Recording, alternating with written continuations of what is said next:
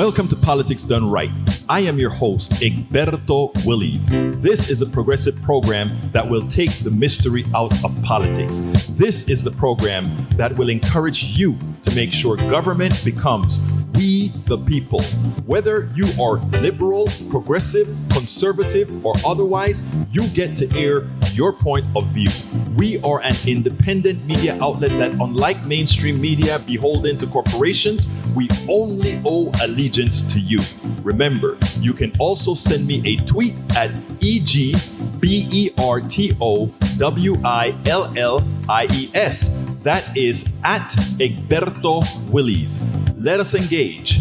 It is Politics Done Right. Welcome to Politics Done Right from the studios of KPFT 90.1 FM, Houston, your community radio station. We have a great program for you today. This is going to be great. Capitalism exposed. And Stephanie Rule helps us talk about it. Joyanne Reed talks about the hypocrisy between the right wing and guns and books. Biden really went to war with the oil companies. And, you know, we talk about how Democrats can actually win 2022, not draw even, but win. And then, of course, there is Fox News Senator talk about a tax hike. Folks, let's get busy. I have another video that I want you to see. And it goes, let me lay it up this way. You know, right now, the ruble is at a very low spot. We also know that Russia can't get credit. Russia is in trouble because its economic system is falling apart because of all the sanctions. And they have a whole lot of bonds outstanding. And they have a whole lot of bonds that folks would like, now that it's worth nothing to trade. Well, you would think that a patriotic American company would say, you know what? We're not going to mess with these or try to make a market out of these Russian bonds. After all, if we make a market out of Russian bonds, we actually open the door for more Russian bonds to be sold, even new bonds to be sold, which would help the war issue or the war effort on the side of Russia. You would think that our corporations, who our military defends overseas, our corporations who depend on us, right, would say, nah, we're not crossing that bridge. We're not going to do it. Well, of course, capitalism has no soul. It has nothing. It just thinks about what can I do to take my capital and make more money. In that light, I want you to listen to this, and then we'll get it on the other side. But as many businesses are pulling out of Russia, we've got exclusive new reporting tonight on how one of America's biggest investment banks is profiting on the war in Ukraine. Goldman Sachs, they say they are winding down operations in Russia, which is partially true, because at the very same time, they're actively trading Russian debt to U.S. clients, mostly hedge funds, and they are using a legal loophole to do it. A Goldman Sachs spokesperson tells us this: we have a robust system and control throughout our organization to ensure we are not trading with sanctioned counterparties, which is true. NBC's senior national politics reporter, Jonathan Allen, is my partner on this story. What is this loophole? How is this happening? So what happened is when the Biden administration put in sanctions on Russian debt, basically on the major financial institutions of Russia, they left open a window.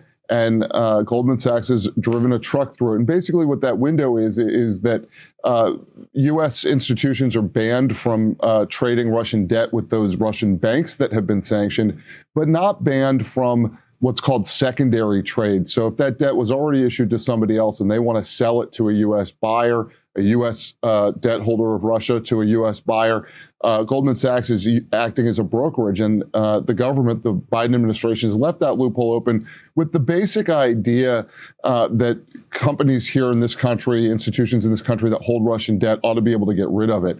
But at the same time, there are a lot of buyers for what is now seen as cheap debt, and Goldman Sachs has been advertising that to its clients and basically saying, hey, come on board while this debt is cheap. It's going to eventually go up later and you'll make a killing. Okay, and that's what we need to explain. The idea, hey, let people still trade this so they can close out their positions so there's not chaos in the market, that's really getting abused, because what they are doing is trading hundreds of millions of bonds. Goldman Sachs is going out and pitching trade ideas, market dislocations to distressed hedge funds who are looking to buy something cheap in a crisis. And that's what they do. But this isn't a regular crisis. It's not a company going bankrupt. It is a war. And let's remind you, when you buy Russian government bonds, you are now lending to the Russian government. And when you buy Russian corporate bonds, you are helping that company succeed. So right now, Goldman Sachs is making markets and making money, which is certainly not in line with the spirit of the headline. We are winding down and leaving Russia. And John, the reason I wanted to do this, my takeaway, it doesn't matter how much Wall Street tries to rebrand itself with new slogans. It doesn't change. So if you are a vulture, be a vulture. But do not come flapping your wings to my window and call yourself a dove of peace, because all that Goldman is doing flies in the face of what all of the United States and our Western allies are trying to do. Exactly. She hits the nail on the head. These guys, just like the January 6th insurrectionists, are traitors, local traders, domestic trade. Well, traders has to be domestic, right? Traders. These guys are traitors as well. They don't give a damn about the Ukrainians. They don't give a damn about Russians. They don't give a damn about Americans. They just give a damn about capital, that mighty dollar. And that is what they intend to do. And it's what the capitalists do all the time. We don't care about healthcare. We just care about making money from people who get sick. We don't care about whether water is clean or not. We just know that, hey, we dirty up the water today because it make the product cheaper. Dirty up the water. Later on, we'll charge you to clean that water that we dirtied up later. And by the way, if you pass a law that says we have to clean up the mess that we make, we just use again the laws created to go bankrupt and leave you holding the bag. Remember Love Canal?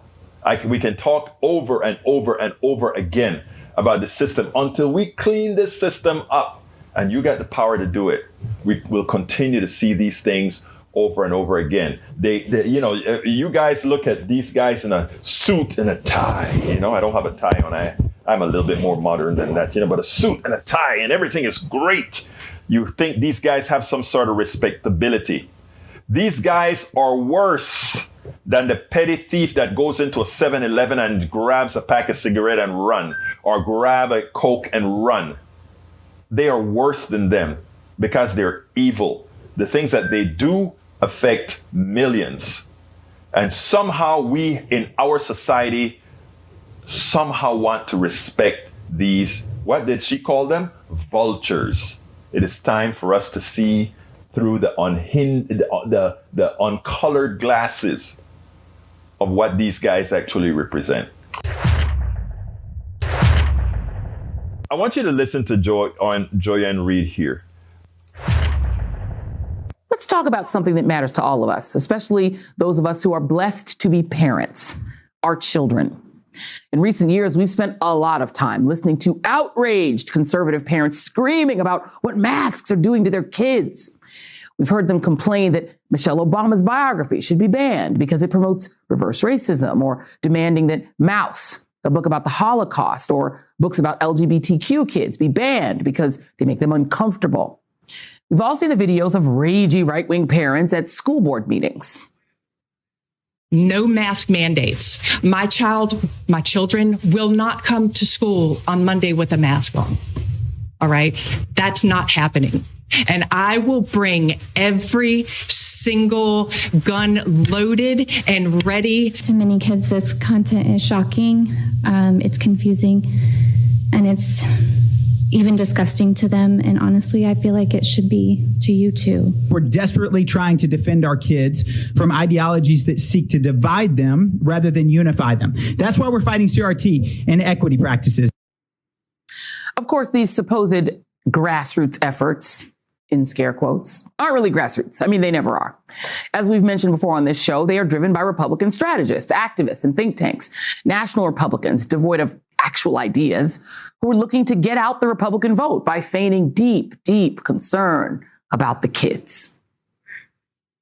We also have to protect people and protect our kids from some very pernicious ideologies that are trying to be forced upon them. I think it's been tragic to really watch what's happened across this country, especially to our children. We've got kiddos now that they don't know life without masks. But, okay, a question. Where's that same energy for these actual dangers to our kids? This is an NBC News special report. Here's Lester Holt. Good day. We're coming on the air from New York with word of a school shooting at an elementary school in Fairfield County, Connecticut. There have apparently been many casualties. Breaking news tonight. It has happened again. Another deadly mass shooting at an American high school, this time in Florida. Tonight from Santa Fe, Texas, it has happened again. Another massacre at an American high school. This country's latest deadly school shooting at a high school north of Detroit. Federal authorities investigating bomb threats made at more than a dozen historically black colleges and universities. All these Republicans who are claiming to be just so concerned about the kids. Ron DeSantis was an incoming freshman congressman when Sandy Hook happened. Where was his concern then? And you know what's tragic, Governor Christie Noem? The kids across the country have no idea what it's like to go to school without the prospect of an active shooter showing up. I, for one, am eagerly awaiting all of your legislative proposals, other than thoughts and prayers, that address this urgent threat to our kids, since you care so much about protecting the children. And I know when you folks want to do something, you do it. Take, for example, these other Republicans who want to trigger the libs. You remember these pictures of Representatives Lauren Boebert and Thomas Massie? How does cosplaying with the weapon of choice of school mass murderers in matching outfits protect the children? I mean, do you leave those firearms just laying around the house where the kids can get to them? And maybe, just maybe, if Republicans cared about the kids, they could muster the courage to pass a new assault weapons ban, just like the one that Joe Biden got passed back in 1994. You know, the assault weapons ban that Republicans allowed to expire. Unfortunately, for actual accountability, parents and kids they're on their own when it comes to school shootings. They're all on their own. When it comes to books, when it comes to everything, we want to take it away. We want to take it away. But when it comes to guns, we're a gun-loving country. But, there are reasons why. A lot of money in guns. But a friend of mine today, Roberto Lewis, sent me something today. Let me just tell you what it said. It said that the big fear of CRT is not what most people believe that it is per se. That's one of the things that it implies. It implies the following. If you start to learn CRT and you learn things about what went on in the lynchings, and if you start to see in all the books that many of us have seen already, that shows what all of that looked like. And if all Americans got to see it, we would have a different view of each other, right? And it's not a negative view. It's actually a view of atonement. It's a view of saying we're not like that anymore. But what happens is that belief that any one group is superior to the other, or one particular group is more violent than another, will come to an end. Because right now, if you watch the 5 o'clock news, crime has a certain look. And because the producers in those stations are predisposed to highlight, I don't have a link. He sent it to me as a video. But I will find a link, Bridge, and I'm going to put it out. Thank you for saying that. But hear my narrative here.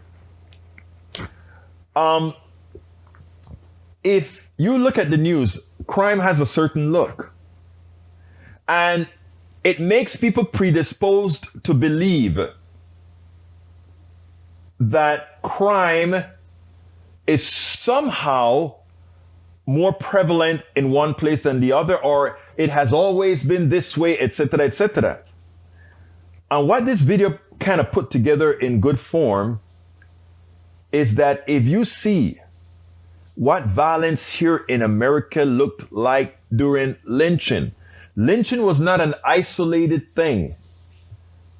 Lynching was a thing where communities got together and watched as a sport. Some of these folks were even barbecued. And the most interesting thing about it is there are a lot of old pictures in a lot of these books that if people started to really learn about what happened in this country would see. Notice when DeSantis and all these guys say, we don't want little white kids to feel bad. Little white kids are not going to feel bad. Little white kids are going to say, Mom and Dad, why did Grandma and Grandpa do this? Because a lot of their faces are nice, clean, and clear in a lot of these photos. You know? So a lot of reasons and the thing about it is remember earlier I spoke about atonement, empathy, truth. If we just have all those things, right? And people get a chance to see the things that we have done as a country and where we are today, they'll say, wow, you know? And then they won't have to look at some group of folk and think those are the violent ones, because they're not. There's violence in every single, there's violence in humanity. And that folks like to codify. That folks like to codify violence to hue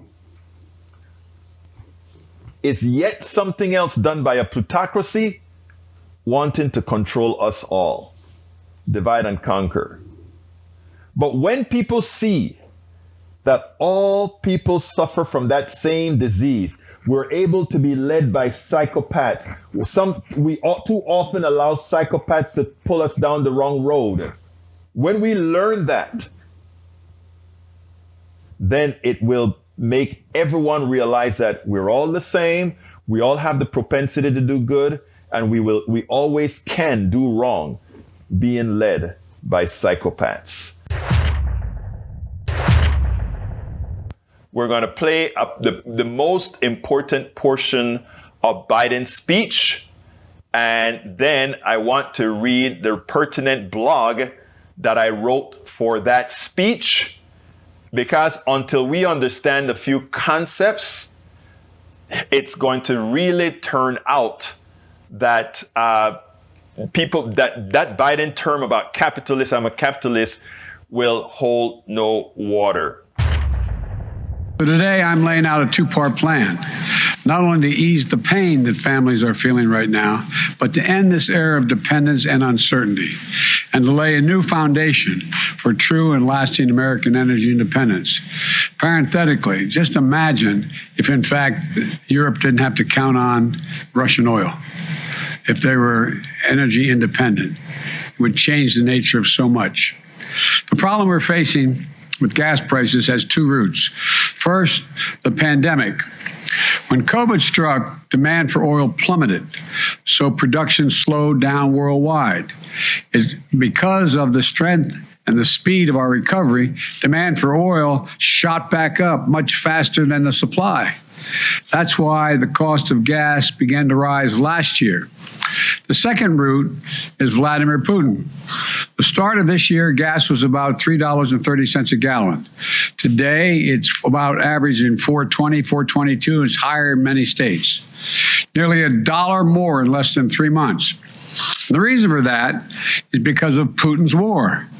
And now many people are no longer buying Russian oil around the world. I banned the Russian import of oil here in America. Republicans and Democrats in Congress called for it and supported it. It was the right thing to do. But I said at the time, it's going to come with a cost. As Russian oil comes off the global market, supply of oil drops and prices are rising. Now Putin's price hike is hitting Americans at the pump. which brings me to the first part of my plan. To immediately increase the supply of oil. Our prices are rising because of Putin's action. There isn't enough supply. And the bottom line is, if we want lower gas prices, we need to have a more oil supply right now. For U.S. oil companies that are recording their largest profits in years, they have a choice. One, they can put those profits to productive use by producing more oils, restarting idle wells, or producing on the sites they already are leasing. Giving the American people a break by passing some of the savings on to their customers and lowering the price at the pump. Or they can, as some of them are doing, exploit the situation. Sit back, ship those profits to the investors, and while American families struggle to make ends meet. Look, this is a moment of consequence and peril for the world, and pain at the pump for American families. It's also a moment of patriotism. I want to acknowledge those companies that have already announced they're increasing immediate production. They're investing money to produce more oil, and also clean technology we need to reduce our dependence on oil in the future. They have everything they need, nothing standing in their way. And they've indicated they will be producing an extra 1 million barrels of oil per day, probably starting as early as this fall. That's progress. But some companies have been pretty blunt. They don't want to increase supply because Putin's price hike means higher profits. One CEO even acknowledged that they don't care if the price of a barrel of oil goes to $200 a barrel. They're not going to step up the production. I say enough. Enough of lavishing excessive profits on investors and payouts and buybacks when the American people are watching. The world is watching. U.S. oil companies made nearly $80 billion in profit last year. And this year, those profits are expected to continue to soar. This is the time, not the time to sit on record profits. It's time to step up for the good of your country, the good of the world, to invest in immediate production that we need to respond to Vladimir Putin, to provide some relief for your customers, not investors and executives. Look, I'm a capitalist. I have no problem with corporations turning a good profit. But companies have an obligation that goes beyond just their shareholders, to their customers, their communities, and their country. No American company should take advantage of a pandemic or Vladimir Putin's actions to enrich themselves at the expense of American families. Investing those profits in production and innovation. That's what they should do. Invest in your customers. And it isn't just like, it's not the patriotic thing. It is good for your business as well. Right now, oil and gas industry is sitting on nearly 9,000 unused but approved permits for production on federal lands, or more than 1 million unused acres they have a right to pump on. Families can't afford that companies sit on their hands. So, to help execute this first part of my plan, I'm calling for a use it or lose it policy. Congress should make companies pay fees on wells on federal leases they haven't used in years, and acres of public land they're hoarding without production. Companies that are already producing from these wells won't be affected, but those sitting on unused leases and idle wells will either have to start producing or pay the price for their inaction. Look, the action I'm calling for will make a real difference over time. But the truth is, it takes months, not days, for companies to increase production. That's why the next part of my plan is so important. Today, I'm authorizing the release of 1 million barrels per day for the next 6 months, over 180 million barrels from the Strategic Petroleum Reserve. This is a wartime bridge to increase oil supply until production ramps up later this year. And it is by far the largest release of our national reserve in our history. It'll provide a historic amount of supply for a historic amount of time, a 6 months bridge to the fall. And we'll use the revenue from selling the oil now to restock the Strategic Petroleum Reserve when prices are lower. So we'll be ready. We'll be ready for future emergencies. I'm at Daily Kos right now, and I just posted that. Okay, here's what I wrote. President Biden did not hold back on the price gouging and profiteering oil companies, and he will let them pay for it. How will he let them pay for it? If they have a lease and they opt not to use that lease and drill on that land that they've gotten a lease for, then they'll lose it or they'll pay a fine to keep it. In other words, they'll keep paying for it. In other words, you lease an apartment, you don't pay one bill for the apartment and forever have it there. So why give oil companies that type of a subsidy? So I wrote this. President Biden all but declared war on the oil companies, and justifiably so. He will let them pay for producing on 9,000 leases they are hoarding. The president wants corporations to start up their idled wells and increase production to supplement the lost production from Russia. He said, many corporations, as we all know, are exploiting the situation. They're exploiting the situation to milk the population for ever expanding profits. But some companies have been pretty blunt, Biden said. They don't want to increase supply because Putin's price hike means higher profits. Once they even acknowledged that they don't care about price of a barrel of oil goes to $200 a barrel. They're not going to step up the production. I say enough, Biden says, enough. And he went on to say that he's going to start charging them for those lands. We get these cycles in our economy where oil corporations gouge the American people because of the willful ignorance of too many good politicians. They continue to claim they are capitalists. They believe that the behavior of corporations is anathema to capitalism. Look, I'm a capitalist. I have no problem with corporations turning a good profit, Biden said. But companies have an obligation that goes beyond just their shareholders to their customers, their communities, and their country. No American company should take advantage of a pandemic or Vladimir Putin's actions to enrich themselves at the expense of American families. That's what he says. But here's the deal, Mr. President. President Biden and many Democrats fundamentally fail to heed the design of our economic system. These corporations are doing nothing wrong. They are doing everything they're supposed to do, these corporations are. And that is what they need to understand. They are fulfilling their task. The only stakeholders that matters to them are the stock shareholders and the executives. Milton Friedman, several decades ago, gave them their marching orders. They are to be unconcerned with doing anything socially responsible at the expense of the shareholder and with the executive bonuses. We need a bifurcated economy where we, the people, control the industries vital to our existence. We still have control of the water under we, the people, right? We still have control of water under we, the people. And it seems to work pretty well. Your water flow well. Now, whenever Republicans try to get private sector involved, we get lead in the water like what occurs where again? In Lansing, Michigan, or one of those Michigan cities.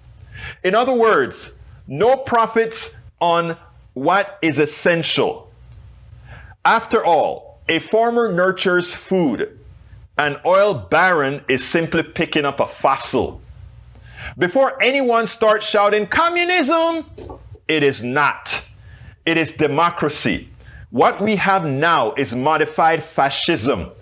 And be aware that the profit motive is not what creates new drugs, better oil extraction techniques, or better engineering or medical procedures.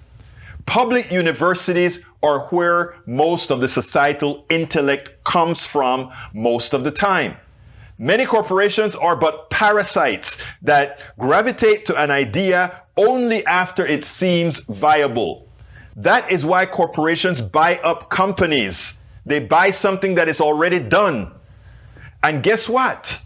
Most of those who create those great products and services do not partake of the eventual profits.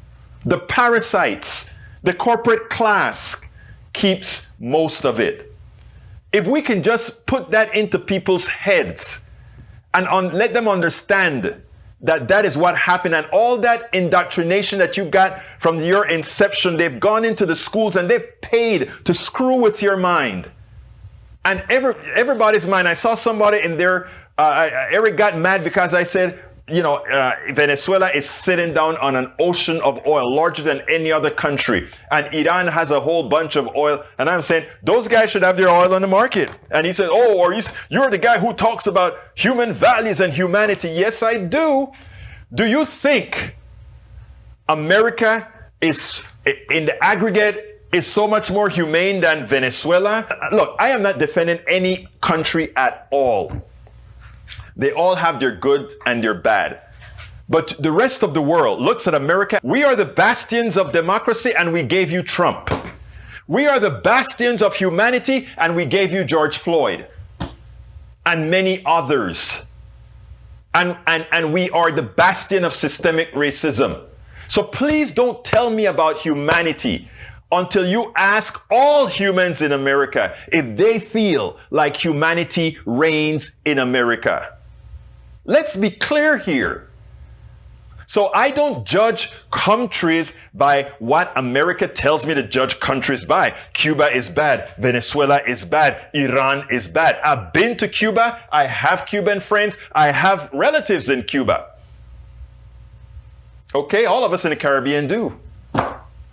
If you think a country where it says healthcare is a right, and one who says healthcare is for those who can afford it, who is more humane? You can talk about, but Cuba is communist. But everybody has healthcare. Everybody has healthcare. In America, if I don't have the money, I live in the best democracy in the world. And if I don't have healthcare, I die. So please, let's be very, very careful how we talk about other countries being less human. Let's be very careful because we have problems. Others have problems, but we have problems as well. Are you ready for a KPFT special event? I hope you are, because guess what we're having? An evening with Amy Goodman of Democracy Now! Amy Goodman is an American journalist, columnist, and author best known as the co-founder and host of that show we all love, Democracy Now!, the War and Peace Report. She's a liberal progressive daily news program produced in New York City. It's syndicated on the radio and television in the United States and broadcast on the internet. So on Thursday, April 14th, 2022, couple of weeks or so, between 7 and 8:30, she's going to have an evening with her. And participating will be Stephanie Wells, who is the Pacifica Executive Director, as well as Dr. Robert Franklin, who is our KPFT General Manager. So please sign up. Register on the Zoom ID 850-4015-1036, or just go to kpft.org to get more information and click on that link to register. Well, Florida Senator Rick Scott thought he was going to go on to Fox News and he was going to be a hit. He's going to go ahead and pull out his 11-point plan. And even though McConnell says, I don't like that, Republicans don't like that it was going to be all fine and he was going to be able to lie to the Fox News audience and to anyone that would listen without any repercussions. Well, to my chagrin, Fox News let him pay. And you know what? I thought it was great because this is something we don't normally expect of Fox News. They did a great job. Check this out. We'll take it on the other side. You recently put out an 11-point plan to rescue America, two of the big points of which are, quote, all Americans should pay some income tax to have skin in the game, even if a small amount. Currently, over half of Americans pay no income tax. It also says all federal legislation sunsets in 5 years. If a law is worth keeping, Congress can pass it again. So that would raise taxes on half of Americans and potentially sunset programs like Medicare, Medicaid, and Social Security. Why would you propose something like that in an election year. Sure. Well, John, that's, of course, the Democrat talking points. It's a No, it's in the plan. It's in the plan. But here's let's think about reality for a second. First of all, let's talk about Medicare. But Senator, hang on. John. So it's not a Democratic talking point. It's in the plan. And also in the plan, it says we ought to every year talk about exactly how we're going to fix Medicare and Social Security. Here's what's happening. No one that I know of wants to sunset Medicare or Social Security. But what we're doing is we don't even talk about it. But here's what's unfair. Mm-hmm. We have people that could go to work and have figured out how to have government pay their way. That's not right. They ought to have some skin in the game. I don't care if it's $1. The woke left controls everything. We got to win, and we got to change the country. As you said, not everyone agrees with it, and one of the people that doesn't agree with it is Mitch McConnell. Here's what he said. Let me tell you what would not be a part of our agenda. We will not have as part of our agenda a bill that raises taxes on half of the American people and sunsets Social Security and Medicare within 5 years. Now, a few days after he said that, you penned a Wall Street Journal op-ed about your plan titled, "Why I'm Defying Beltway Cowardice." Are you calling Mitch McConnell a coward? What I'm saying is, I've been in D.C. for 3 years, right? I want to get something done. I went to D.C. to change this country. Look at where we are now. The woke left controls the executive branch. They control a lot of our government. They control academia. They control Hollywood. Look at it. We have an open border. We've decided we're not going to be energy independent. We've got to change this. You don't change it without having a plan. I think the majority of your colleagues want to focus on Joe Biden as opposed to coming up with a plan that they think that they can sell to the American people about what the Republicans would do. In other words, the Republicans are not selling anything Americans want to buy. But let's decompose what Rick Scott had to say. First of all, I want to give kudos to Roberts at Fox News. I want to give them kudos because that was a well done report where it forced Rick Scott to tell the truth or force Rick Scott or let their audience know that Rick Scott pretty much is lying to them. Within the document, it says we will be raising taxes on more than half of Americans because everybody will be required to pay income tax. And I want it to be understood that that is what the document says. And by the way, there's nothing different about what Rick Scott wants to the regular Republican orthodoxy. That is their belief, okay? Their belief is that they want to sock it to everybody else to support the wealthy. The wealthy is a special class who dispenses, who will be good, who will have things, who will get the opportunity to serve in the capitalist domain. Remember that. That is what they truly believe. There is a class that they decide who will be a member of that class and participate. But let's get a little bit deeper.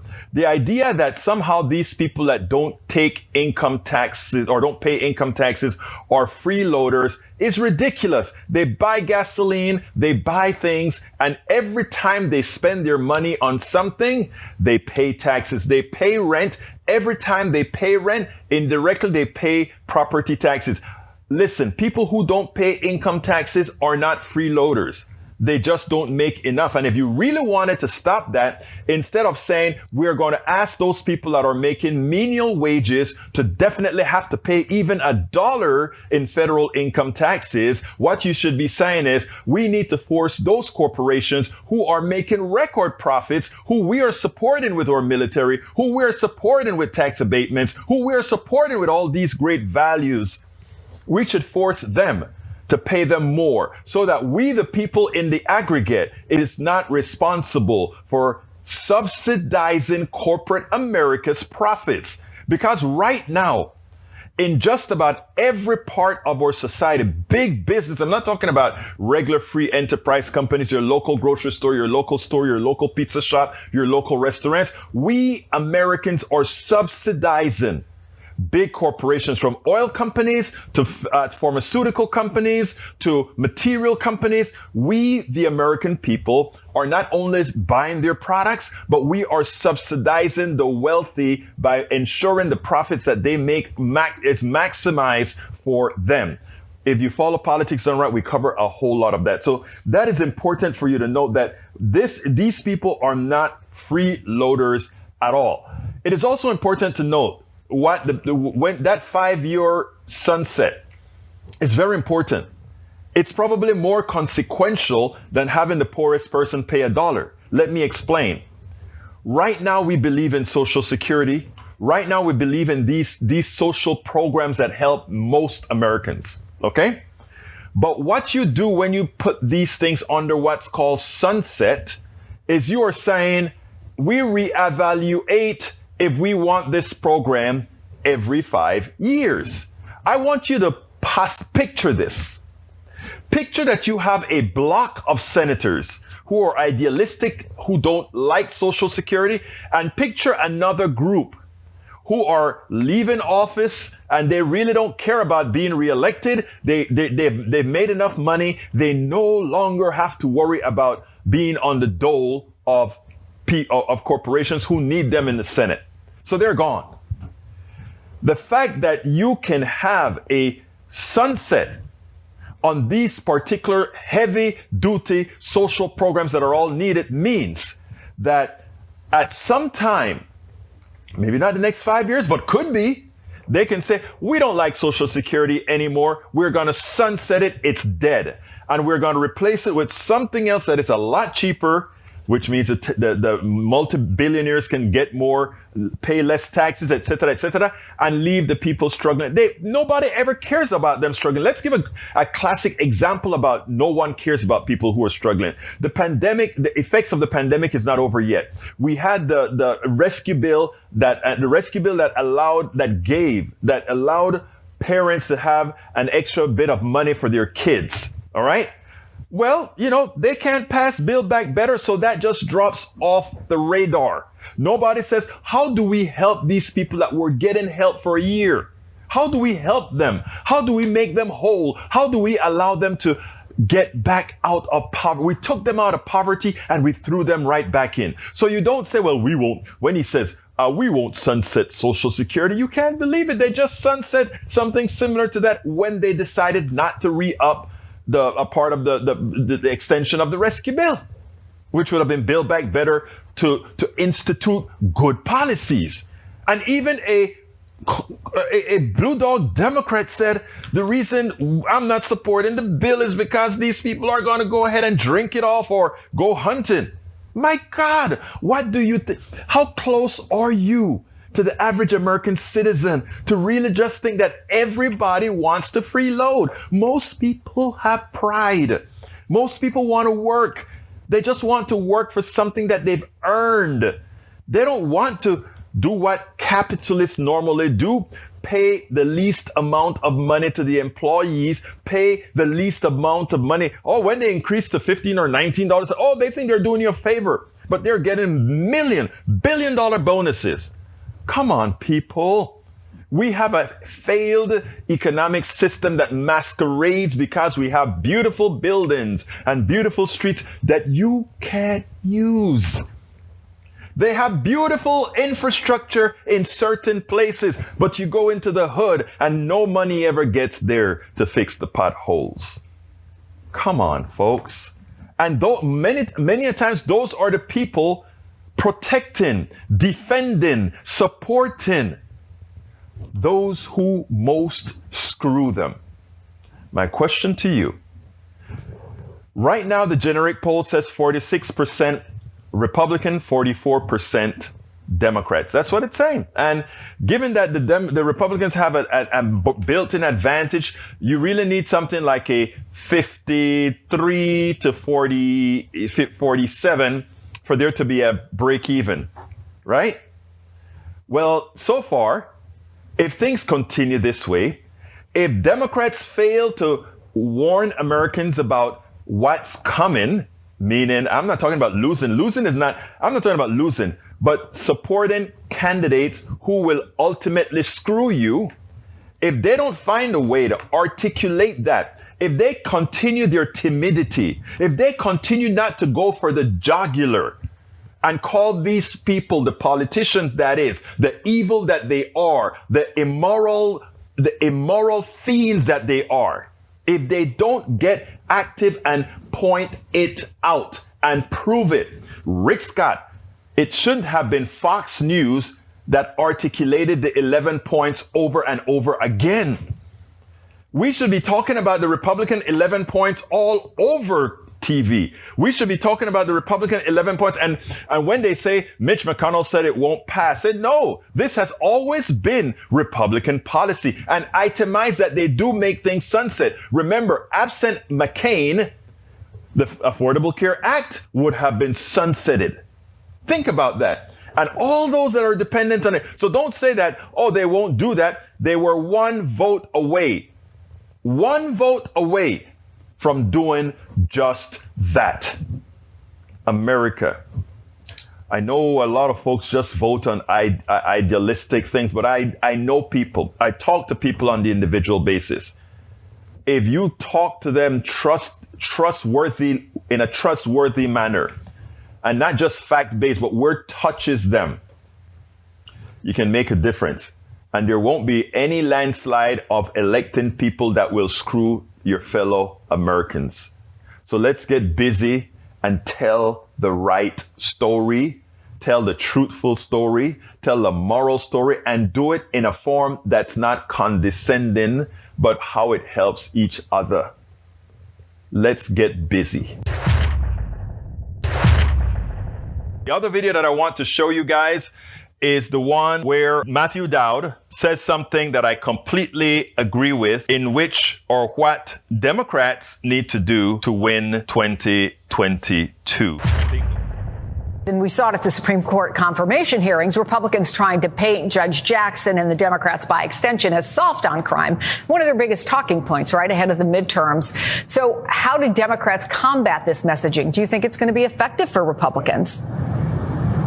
Well, it's only going to be effective if Democrats let it be effective, because, as Mark just alluded to, the president of the United States doesn't support defunding the police. No U.S. Senate candidate running in 2022 supports defunding the police, and not a single congressional candidate running in a swing district, a Democrat, supports defunding the police. So this is something the Republicans want to do. I think, in my view, the Democrats should go at the list of other issues on that list, which is Roe versus Wade, overwhelmingly supported by swing voters and Democrats, prescription drug relief overwhelmingly, who won the election overwhelmingly supported by all voters and swing voters and Democrats in this course of the election. And one thing I will add that I hope we add in future polls, which is the issue I would run on as a Democrat, is who's going to protect democracy and voting rights. And that's the issue. If I were Democrats, that's what I would run on. I would not go at a Republican talking point on defunding police because it has nothing to do with the establishment of the Democratic Party.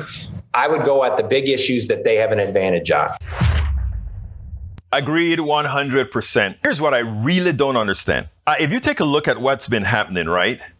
It turns out that those who have actually defunded the police, have been the Republicans. They refused to pass Build Back Better.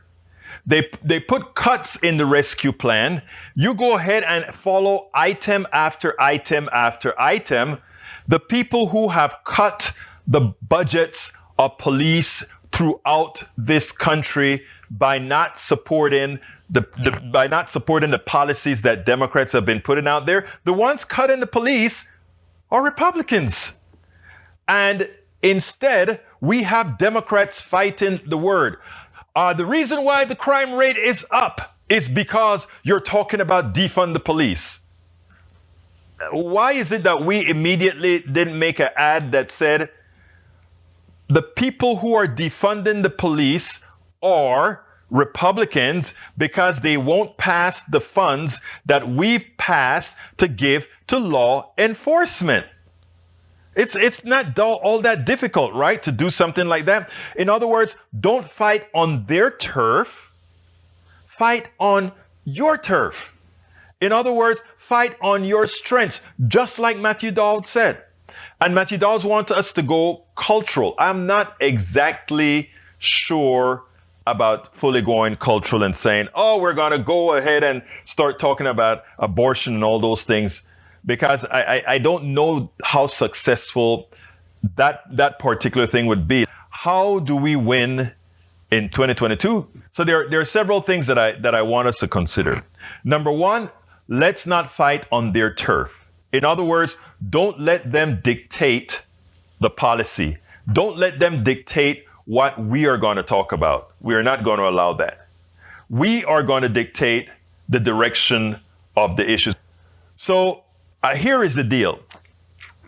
The first thing is we don't fight on their term. They talk about defund the police. The only thing we have to do is hit a counter. It is Republicans who have defunded the police. And then we move on and we say what we want to do is to keep the streets of America safe. We spoke about how we take care of that defund the police issue. That's not an issue. We turn it on them. But here in Texas and in other places where they have Republicans have distinctly passed lenient gun laws that say in Texas, anybody can have a gun. You're 18, you can buy a gun. You don't need to learn how to use the gun. You don't need to license the gun. You don't need to do anything. And guess what started to happen in Houston right now? It's like the Wild Wild West. Kids driving at 18. Anyhow, so here's the deal. You go ahead and start talking about Republicans are making crime worse because they have given guns to criminals. They've given guns to people that are too young. They've given guns to all these other people that shouldn't have guns in Texas and other Republican states have guns. And what are we seeing? Murders going up and other crime going down. Okay? That's what's happening in Texas right now. Crimes with guns went up, but other crimes went down. And why is that again? That is Republican policy. Let's continue.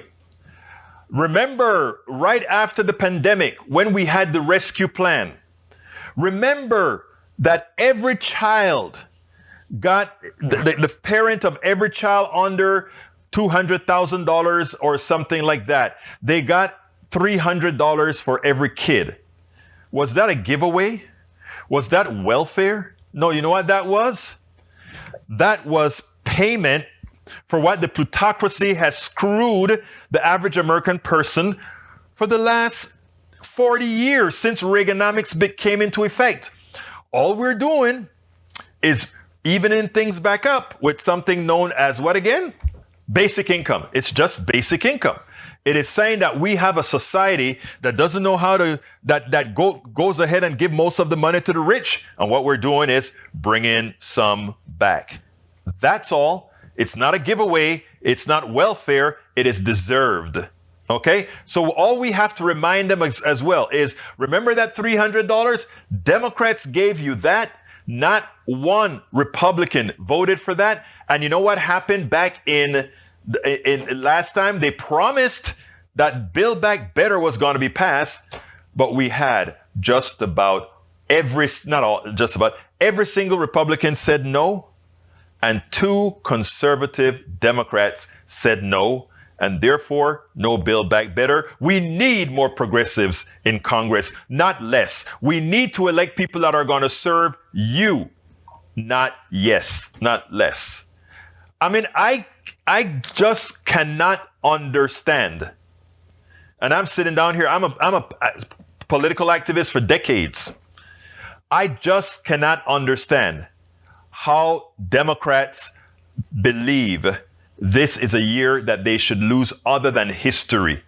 Because history has said that the party in power with the president loses in the second term. It doesn't have to repeat itself. In fact, one of the things that you should do from history is learn history. And when you learn history, you make sure not to repeat the mistakes of the past. And my contention is that we are repeating the mistakes of the past. If we follow these steps that I'm talking about, it is impossible to lose. Because you know what every mother wants? Every mother wants to be able to buy her kids what they need. Every daddy wants to support his kids. Oh, every daddy wants to support his kids, but they need to know what they will lose. They need to know what they will lose if they go ahead and elect the charlatanes.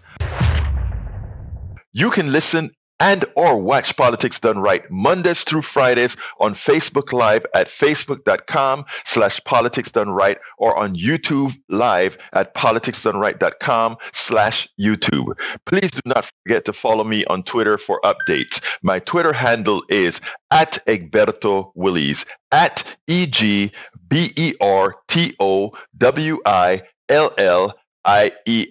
But don't you forget, listen to us live on air at KPFT 90.1 FM on Thursdays at noon and at Fridays at 11 a.m. all Central Time. Please get one of my several books out there.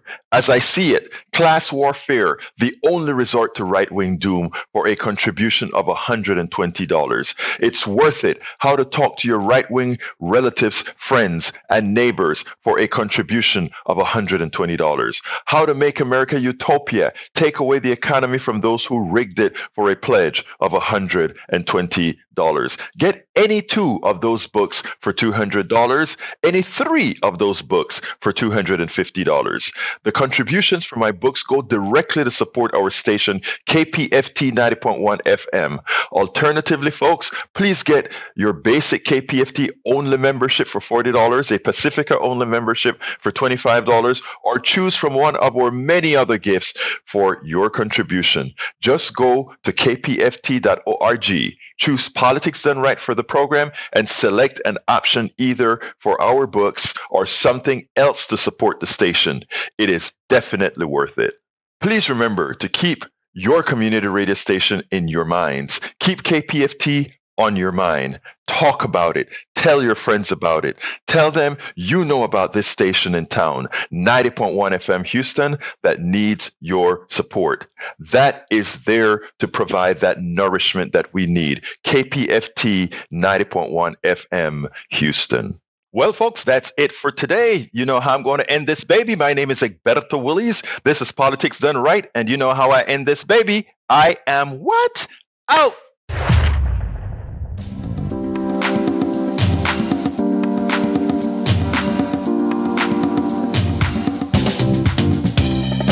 Welcome to Politics Done Right. I am your host, Egberto Willies. This is a progressive program that will take the mystery out of politics. This is the program that will encourage you to make sure government becomes we the people.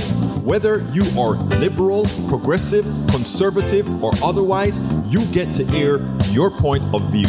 We are an independent media outlet that, unlike mainstream media beholden to corporations, we only owe allegiance to you.